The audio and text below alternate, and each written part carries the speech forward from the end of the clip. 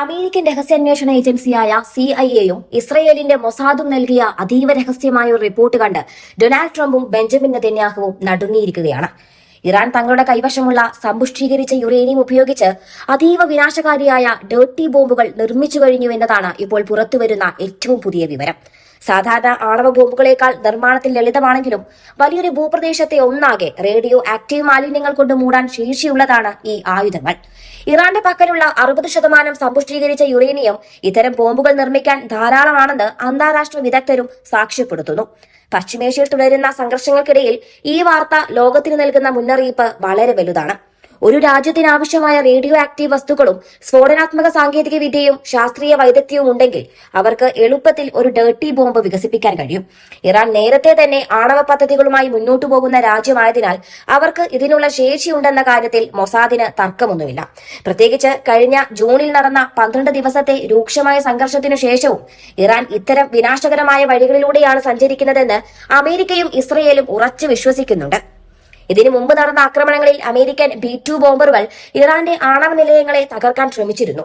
എന്നാൽ അന്ന് സമ്പുഷ്ടീകരിച്ച യുറേനിയം നശിപ്പിക്കാൻ അവർക്ക് കഴിഞ്ഞില്ല എന്നത് ലോക പോലീസ് എന്ന് സ്വയം വിശേഷിപ്പിക്കുന്ന അമേരിക്കയ്ക്ക് വലിയ നാണക്കേടുണ്ടാക്കിയ സംഭവമായിരുന്നു. ആ യുറേനിയം ഇപ്പോൾ ശത്രുക്കൾക്ക് നേരെയുള്ള മാരകായുധമായി ഇറാൻ മാറ്റിയിരിക്കുകയാണ്. അന്താരാഷ്ട്ര ആണവ നിരീക്ഷണ ഏജൻസിയായ IAEA നൽകുന്ന കണക്കുകൾ പ്രകാരം ഇറാന്റെ പക്കൽ ഏകദേശം 440.9 കിലോഗ്രാം ഉയർന്ന നിലവാരത്തിൽ സമ്പുഷ്ടീകരിച്ച യുറേനിയം ഉണ്ടെന്നാണ് റിപ്പോർട്ട്. ഒരു യഥാർത്ഥ ആണവായുധം നിർമ്മിക്കാൻ 90% പരിശുദ്ധിയുള്ള യുറേനിയം വേണമെങ്കിലും ഡേർട്ടി ബോംബുകൾക്ക് 60% പരിശുദ്ധി തന്നെ ധാരാളമാണ്. ഇറാന്റെ പക്കൽ ഇപ്പോൾ ഒരു സമ്പൂർണ്ണ ആണവ ബോംബ് ഇല്ലെങ്കിലും അവരുടെ കൈവശമുള്ള വസ്തുക്കൾ ഉപയോഗിച്ച് നിമിഷ നേരം കൊണ്ട് നിരവധി ബോംബുകൾ നിർമ്മിക്കാൻ അവർക്ക് കഴിയും. ഇറാന്റെ ആണവ മുന്നേറ്റം എവിടെ എത്തി നിൽക്കുന്നു എന്നത് IAEAക്കോ അമേരിക്കക്കോ ഇസ്രയേലിനോ തന്നെ കൃത്യമായി അറിയില്ല എന്നതാണ് ഏറ്റവും വലിയ യാഥാർത്ഥ്യം. ഈ അനിശ്ചിതത്വമാണ് പശ്ചിമേഷ്യയുടെ ചങ്കിടിപ്പ് കൂട്ടുന്നത്. എന്താണ് യഥാർത്ഥത്തിൽ ഈ ഡേർട്ടി ബോംബ് അഥവാ RDD അല്ലെങ്കിൽ റേഡിയോളജിക്കൽ ഡിസ്പേഴ്സൽ ഡിവൈസ്? സാധാരണ ഡൈനാമൈറ്റ് പോലുള്ള സ്ഫോടക വസ്തുക്കളുമായി റേഡിയോ ആക്റ്റീവ് വസ്തുക്കളെ സംയോജിപ്പിച്ചാണ് ഇവ നിർമ്മിക്കുന്നത്. ഒരു ന്യൂക്ലിയർ സ്ഫോടനത്തിന്റെ അത്രയും ശക്തി ഇതിനില്ലെങ്കിലും റേഡിയേഷൻ ചിതറിക്കുന്നതിലൂടെ ഒരു വലിയ പ്രദേശത്തെ മനുഷ്യവാസമില്ലാത്ത ഇടമാക്കി മാറ്റാൻ ഇതിന് കഴിയും. ഇത് നേരിട്ട് ആളുകളെ കൊല്ലുന്നതിനേക്കാൾ ഉപരിയായി കടുത്ത ഭീകരത സൃഷ്ടിക്കാനും സാമ്പത്തിക നാശനഷ്ടങ്ങൾ വരുത്താനും പ്രദേശം വിഷമയമാക്കാൻ ഉപയോഗിക്കുന്ന ആയുധവുമാണ്. മിസൈലുകൾ വഴിയോ ഡ്രോണുകൾ വഴിയോ ഇത് ലക്ഷ്യസ്ഥാനത്ത് എത്തിക്കാം. ലോക ചരിത്രത്തിൽ ഇതുവരെ ഒരു യുദ്ധത്തിലും ഒരു രാജ്യവും ഡേർട്ടി ബോംബ് ഉപയോഗിച്ചിട്ടില്ല. എന്നാൽ ഇത്തവണ ഇസ്രയേലിന് നേരെയും അമേരിക്കൻ താവളങ്ങൾക്ക് നേരെയും ഇറാൻ ഇത് പ്രയോഗിക്കുമെന്ന ഭീതിയിലാണ് പെന്റഗൺ ഉള്ളത്. ഈ സാഹചര്യത്തിൽ അമേരിക്കയെ കൂടുതൽ സമ്മർദ്ദത്തിലാക്കിക്കൊണ്ട് ഉത്തര കൊറിയൻ ഭരണാധികാരി കിം ജോങ് ഉന്നും രംഗത്തെത്തിയിരിക്കുകയാണ്. ഇറാൻ ആവശ്യപ്പെട്ടാൽ ആണവായുധം നൽകാൻ പോലും താൻ തയ്യാറാണെന്നാണ് കിം പ്രഖ്യാപിച്ചിരിക്കുന്നത്. അമേരിക്കയുടെയും സഖ്യകക്ഷികളുടെയും നീക്കങ്ങൾ അതീവ ഗൗരവത്തോടെയാണ് ഉത്തര കൊറിയ നിരീക്ഷിക്കുന്നത്.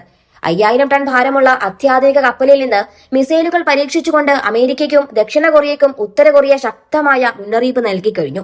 അമേരിക്കയിൽ വരെ എത്തിയേക്കാവുന്ന ആണവ മിസൈലുകൾ ഉത്തര കൊറിയയുടെ പക്കലുള്ളതിനാലാണ് ട്രംപ് അവരെ തൊടാൻ മടിക്കുന്നത്. പണ്ട് കിമ്മിനെ ചർച്ചകളിലൂടെ അനുനയിപ്പിച്ച ട്രംപിന് ഇപ്പോൾ കാര്യങ്ങൾ അത്ര എളുപ്പമാകില്ല എന്ന ബോധ്യം നല്ലവണ്ണമുണ്ട്. ലോകമെമ്പാടുമുള്ള അമേരിക്കൻ സാമ്രാജ്യത്വ വിരുദ്ധ ശക്തികൾ ഈ യുദ്ധത്തിൽ ഇറാന്റെ വിജയമാണ് ആഗ്രഹിക്കുന്നത്. അതുകൊണ്ട് തന്നെ ഇറാന് ലഭിക്കുന്ന ജനപിന്തുണയും വർദ്ധിച്ചു വരികയാണ്. ഒരു വശത്ത് ഇറാന്റെ ഡേർട്ടി ബോംബ് ഭീഷണി, മറുവശത്ത് ഉത്തര കൊറിയയുടെ ആണവ പിന്തുണ. അമേരിക്കൻ താവളങ്ങൾ ഇപ്പോൾ മുൾമുനയിലാണ്. യുദ്ധം തുടങ്ങാൻ എളുപ്പമായിരിക്കും, പക്ഷേ അത് അവസാനിക്കുന്നത് ലോകത്തിന് താങ്ങാനാവാത്ത വലിയൊരു ദുരന്തത്തിലായിരിക്കുമോ എന്ന ആശങ്കയാണ് ബാക്കിയാവുന്നത്.